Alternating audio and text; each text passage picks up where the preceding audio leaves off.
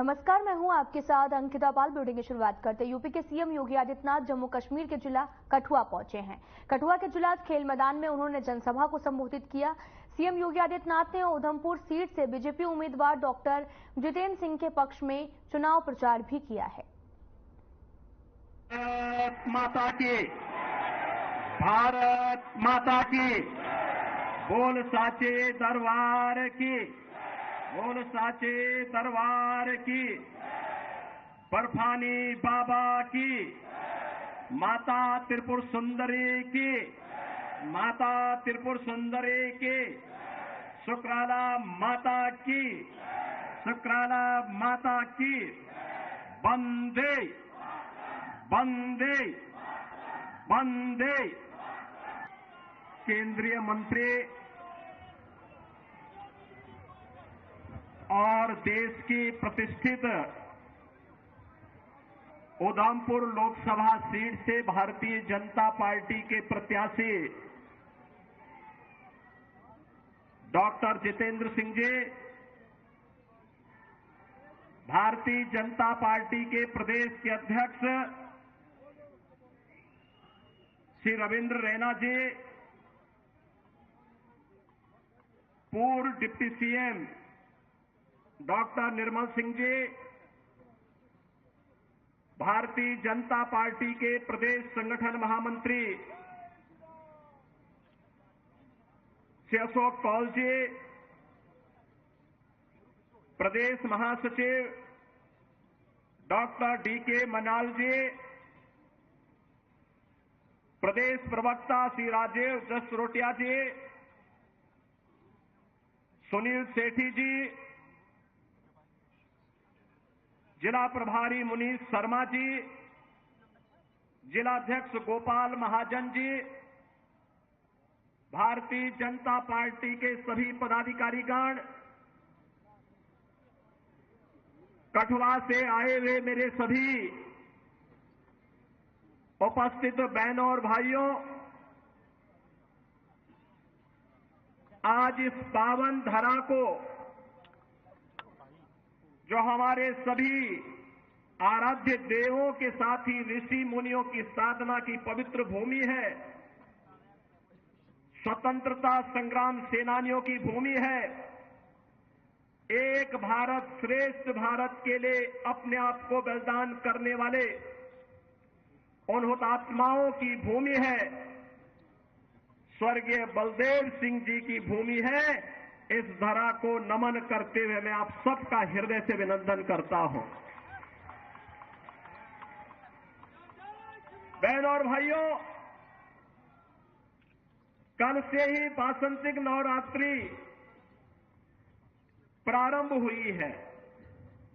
जगत जननी मां भगवती की उपासना का पर्व हमारा यह सनातन समाज वर्ष में 2 बार आदिशक्ति मां भगवती की उपासना करता है। याद करिए, ये शक्ति सृजन का अवसर होता है और ये 9 दिन हम सब सनातन धर्मावलंबियों के लिए उसी शक्ति को अर्चित करने का एक अवसर है। मैं इस अवसर पर यहां की इन पवित्र स्थलों को, माता त्रिपुर सुंदरी के पावन चरणों पर, यहां के शुक्राला माता के श्री चरणों में और माता वैष्णो के इस धाम को कोटि कोटि नमन करता हूं।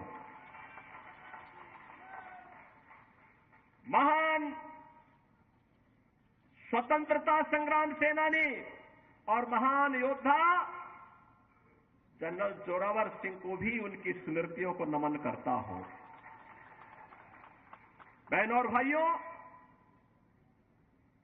जब जम्मू कश्मीर की बात आती है तो भारत का सिरमौर, भारत का मुकुट हर व्यक्ति गर्व के साथ देखना चाहता है। जब जम्मू कश्मीर की बात आती है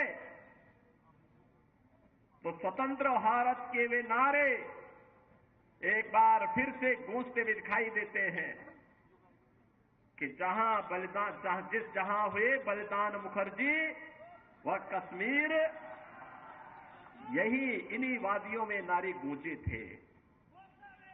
डॉक्टर श्यामा प्रसाद मुखर्जी ने इस सपने को साकार करने के लिए अपने आप को बलिदान किया था और बहनों और भाइयों 70 वर्षों तक कोई सरकार निर्णय नहीं ले पाई। डॉक्टर जितेंद्र सिंह जी को आपने चुनाव जिता करके भेजा। मैं जानता हूं 2014 में हम दोनों साथ साथ सांसद थे और तब भी जब भी जम्मू कश्मीर की बात आती थी बेझिझक एक सांसद के रूप में, एक मंत्री के रूप में बोलते थे कि मैं पहले वहां का नागरिक हूं, धारा 370 समाप्त होनी ही चाहिए और वहां का विकास होना ही चाहिए। और आज मैं बधाई देता हूं आप सबको, प्रधानमंत्री मोदी जी के प्रति आभार व्यक्त करता हूं, गृह मंत्री अमित शाह जी के प्रति आभार व्यक्त करता हूं, जिन्होंने आतंकवाद की इस जड़ को सदैव के लिए समाप्त करके आज कश्मीर में यह साबित कर दिया है कि दिल्ली का लाल किला हो या श्रीनगर का लाल चौक, चारों ओर उत्साह है, उमंग है, क्योंकि यह क्षेत्र आज विकास की मुख्य धारा के साथ जुड़ा हुआ है।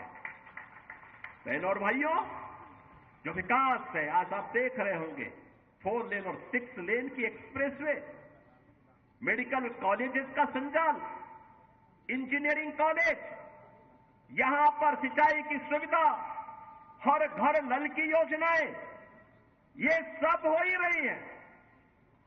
लेकिन सबसे बड़ी बात ये, पूछिए इन लोगों से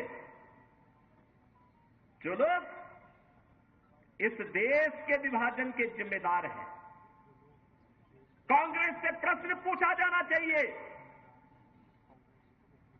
आखिर हमारा हिंदुस्तान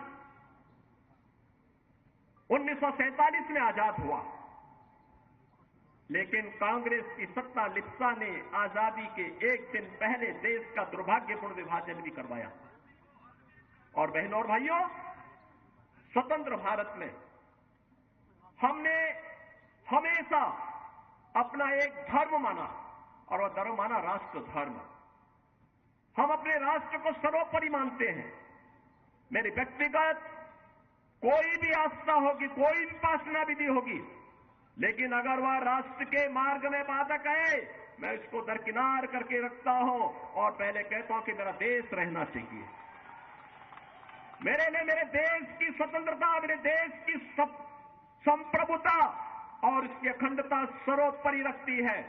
और इसीलिए आज न केवल भारत एक ग्लोबल पावर के रूप में आगे बढ़ रहा है, अभी तो बहनों और भाइयों आप देख रहे होंगे, अन्य दिनों में तो आप छोड़िए, भारत सरकार के साइंस एंड टेक्नोलॉजी के मंत्री भी डॉक्टर जितेंद्र सिंह जी हैं, प्रधानमंत्री कार्यालय के मंत्री भी डॉक्टर जितेंद्र सिंह जी हैं।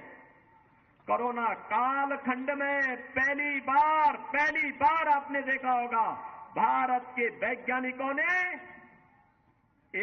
यानी दो ऐसे वैक्सीन दिए जो दुनिया के अंदर कोरोना जैसी महामारी की अचूक दवा है, अचूक दवा। आपने देखा होगा सबसे प्रभावी वैक्सीन भारत ने दी, फ्री में वैक्सीन, फ्री में उपचार, फ्री में टेस्ट, 140 करोड़ भारतवासियों को भारत की सरकार ने प्रधानमंत्री मोदी जी के नेतृत्व में प्रदान किया। और बहनों और भाइयों, 4 वर्ष से फ्री में 80 करोड़ लोगों को राशन की सुविधा, और अगले 5 वर्ष तक ये राशन की सुविधा फिर से प्राप्त होने वाली है भारतवासियों को। आप सोचो, 140 करोड़ में से 80 करोड़ लोगों को 4 वर्ष से फ्री में राशन की सुविधा अगले 5 वर्ष तक मिलना है। और दूसरी तरफ 1947 में भारत से अलग हुआ पाकिस्तान भीख का कटोरा लेकर के दुनिया के अंदर भीख मांगता हुआ दिखाई दे रहा है।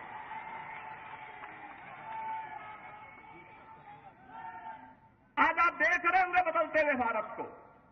ये जो नया भारत है, बहनों और भाइयों, इस नए भारत को आज आप देख रहे होंगे, एक भारत श्रेष्ठ भारत। इस भारत में भारत के 140 करोड़ लोगों का सम्मान भी है। दुनिया के अंदर आज भारतवासी कहीं भी जाता है, लोग बड़े सम्मान के साथ उसकी ओर देखते हैं। आज भारतवासी दुनिया के अंदर सम्मान प्राप्त कर रहा है। आज सीमाएं भी सुरक्षित हुई हैं। ऐसा नहीं कि अब कोई पाकिस्तान का व्यक्ति कोई घुसपैठ करके हमारी सुरक्षा में सेंध लगाएगा, नहीं लगा सकता। अगर कहीं एक पटाखा भी फूट जाए ना, तो पाकिस्तान अब सफाई देता कि नहीं, मेरा इसमें हाथ नहीं है, क्योंकि उसे मालूम है अगर कुछ हो गया तो फिर उसको लेने के देने पड़ेंगे। और बहनों भाइयों, जब एक मजबूत सरकार होती है तो ऐसे होता है, सुरक्षा की पुख्ता व्यवस्था। तो वहीं आपको बताते चले कि बंगाल सार्वजनिक बैठक का आयोजन किया गया। अमित शाह ने बैठक को संबोधित किया है, क्या कुछ कह रहे सुनाते हैं आपको।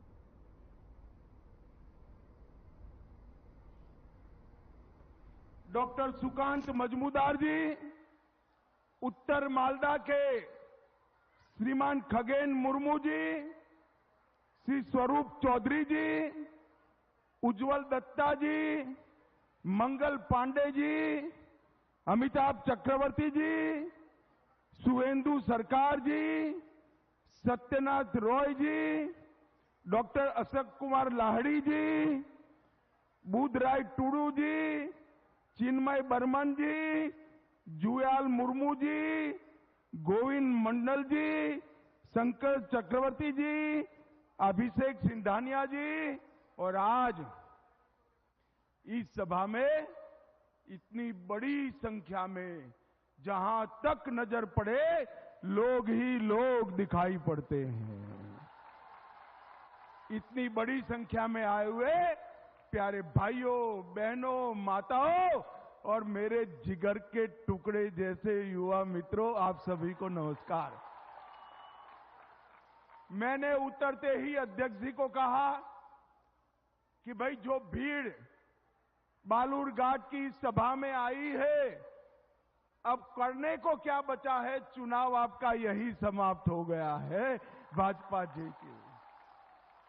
भाई और बहनों, जब मैं यहां आया हूं तब बोल्ला काली मंदिर, देवी बुरा काली, नरवरिया शिव मंदिर और देवी दुर्गा को चरणों में प्रणाम कर कर मेरी बात की शुरुआत करना चाहता हूं।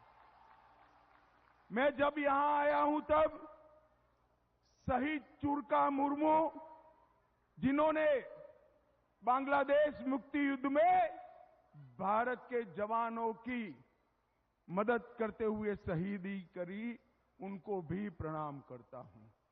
और बंगाल की इस वीर भूमि पर आया हूं तब अनगिनत स्वतंत्र सेनानियों के साथ साथ सुभाष बाबू, नेताजी और हमारे भाजपा के स्थापक अध्यक्ष श्यामा प्रसाद मुखर्जी को भी प्रणाम कर कर मेरी बात की। ये बालूरघाट में अभी बरसी स्नान चल रहा है ना भाई? चल रहा है, नहीं चल रहा है?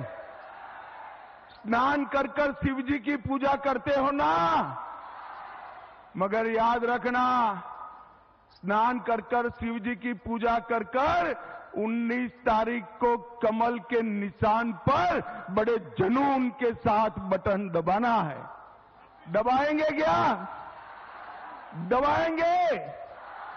ये पूरे क्षेत्र के अंदर जो दारुण गरीबी फैली है, इसके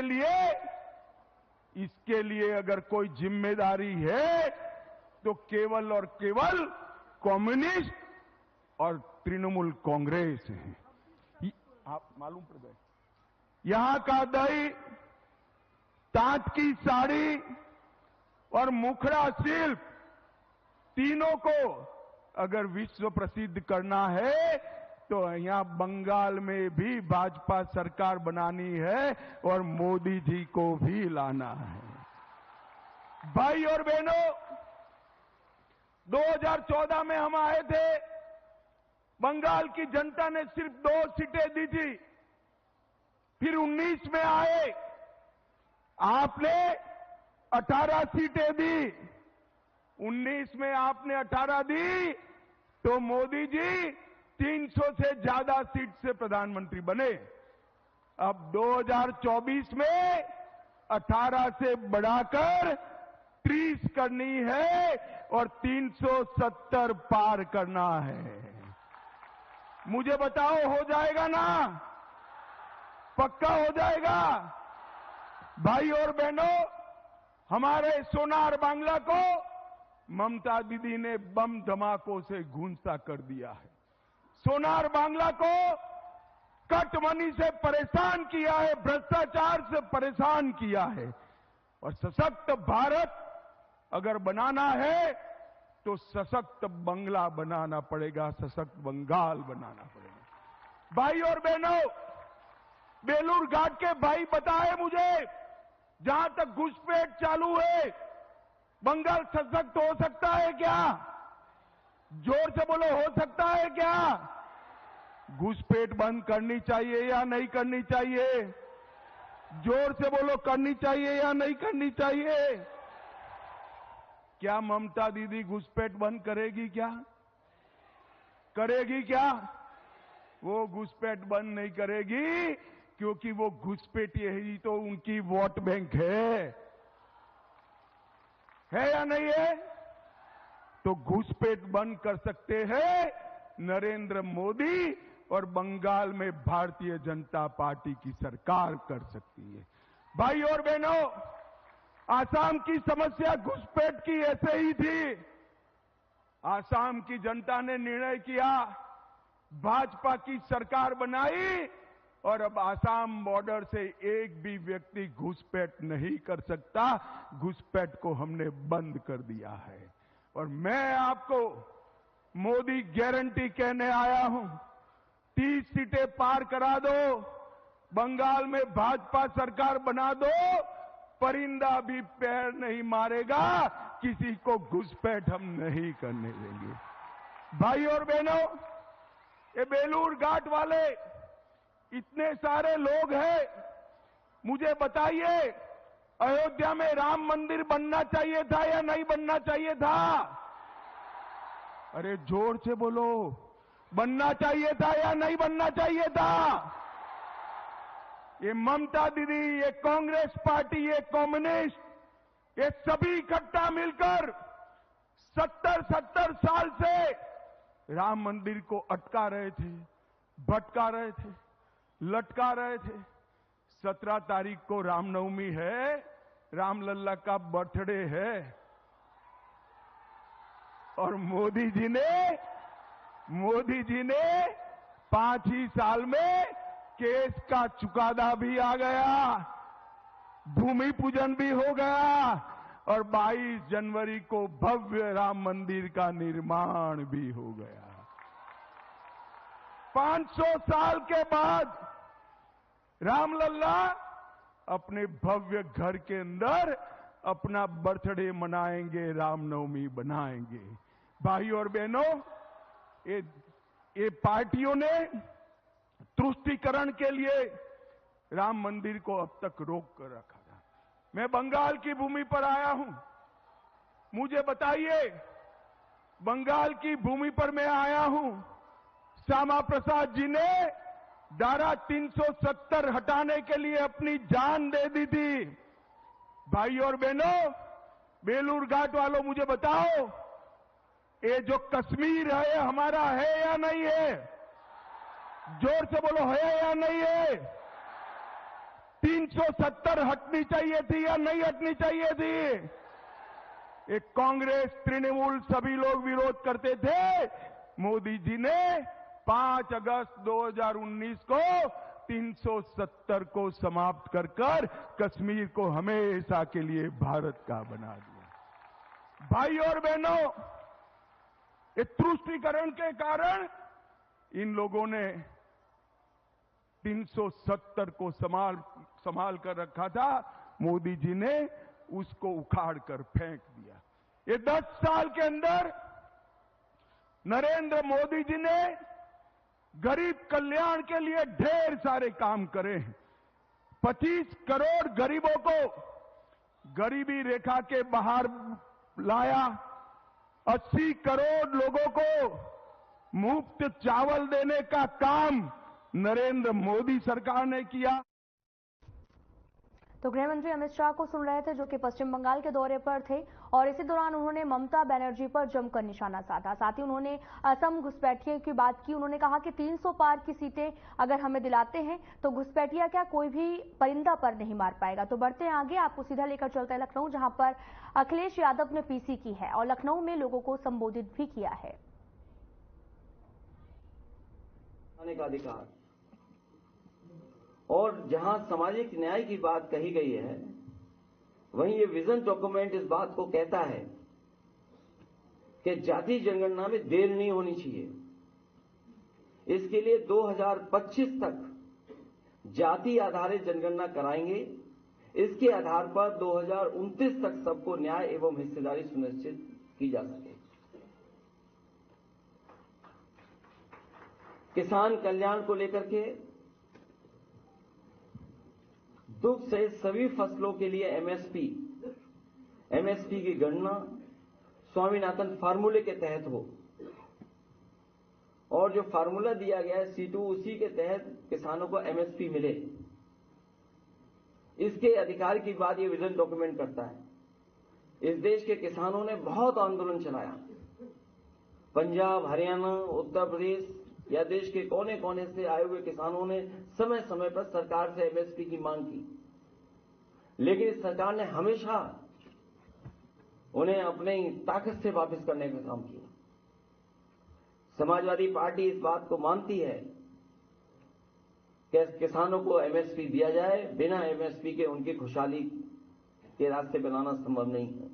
इसके लिए कानूनी गारंटी के रूप में सभी किसानों को एमएसपी उपलब्ध कराने का काम समाजवादी सरकार या समाजवादी लोग जब कभी सरकार में होंगे उसको लेकर के करेंगे। युवा और रोजगार, इधर जो देश के आंकड़े आ रहे हैं, बड़े पैमाने पर बेरोजगारी बढ़ी है। आंकड़े तो 80% से ऊपर बताते हैं, लेकिन जब गांव में हम लोग जाते हैं तो देखने को मिलता है कि 90% से ज्यादा नौजवान के हाथ में न रोजगार है न नौकरी है। देश जो इतना बड़ा है, संसाधन की कोई कमी नहीं, लेकिन उसके बावजूद भी इतने बड़े पैमाने पर बेरोजगारी किसी ने नहीं देखी। और फिर उत्तर प्रदेश का हाल तो और आगे है। ये सरकार क्योंकि आरक्षण नहीं देना चाहती, इसलिए नौकरी नहीं देना चाहती और जानबूझ करके पेपर लीक करा रही है सरकार। जितने भी पेपर हुए हैं, एक दो नहीं, लगभग 9-10 ऐसी परीक्षाएं जिनके पेपर लीक हुए हैं, और जो पेपर लीक भी हुए हैं वो वहां पर हुए जहां पर बीजेपी की सरकारें हैं, और जो लीक करने वाले लोग हैं वो भी बीजेपी के शामिल लोग हैं। इसलिए भारतीय जनता पार्टी ने जानबूझ करके पेपर लीक कराए उत्तर प्रदेश में, जिससे नौजवानों को नौकरी और रोजगार न देना पड़े। आटा और डेटा का अधिकार, अभी जो राशन मिल रहा है, जो गरीबों तक राशन पहुंचाया जा रहा है, न वो पौष्टिक है न उसकी क्वालिटी है कोई। गरीबों को केवल राशन इसलिए उपलब्ध करा दे रहे हैं कि बस उन्हें भोजन मिल जाए, लेकिन जब तक पौष्टिक भोजन नहीं मिलेगा तब तक उनका स्वास्थ्य बेहतर नहीं हो सकता, वो सोच और समझ भी नहीं अच्छी हो सकती है। इसलिए आटा और डाटा का अधिकार की बात इसमें हम लोग कर रहे हैं। निःशुल्क शिक्षा का अधिकार सुनिश्चित करेंगे। शिक्षा के लिए बजट जीडीपी के 3% से बढ़ा करके 6% लगभग 2 गुना करने का ये विजन डॉक्यूमेंट में हम लोग शामिल कर रहे हैं। महिलाओं के खिलाफ अपराध के लिए जीरो टॉलरेंस एवं देशव्यापी हेल्पलाइन कैसे उपलब्ध हो उनको, उसके लिए काम करेंगे। उत्तर प्रदेश का जब चुनाव था उस समय समाजवादी पार्टी ने इस बात को माना था कि ओल्ड पेंशन स्कीम को लागू किया जाए। इस विजन डॉक्यूमेंट में भी हम लोग शामिल कर रहे हैं। पुरानी पेंशन योजना ओपीएस को पैरामिलिट्री सहित सभी के लिए फिर से बहाल किया जाएगा, क्योंकि ये मांग हमारे सभी कर्मचारियों की है। जिस तरीके से सीमाएं असुरक्षित होती जा रही हैं और समय समय पर अखबारों के माध्यम से कुछ और माध्यम उससे जो जानकारी मिलती है, भारत का कुछ हिस्से में बहुत ज्यादा सीमाएं सिकुड़ रही हैं और इस सरकार ने जानबूझ करके अग्निवीर। फिलहाल इस वीडियो में इतना ही। नमस्कार।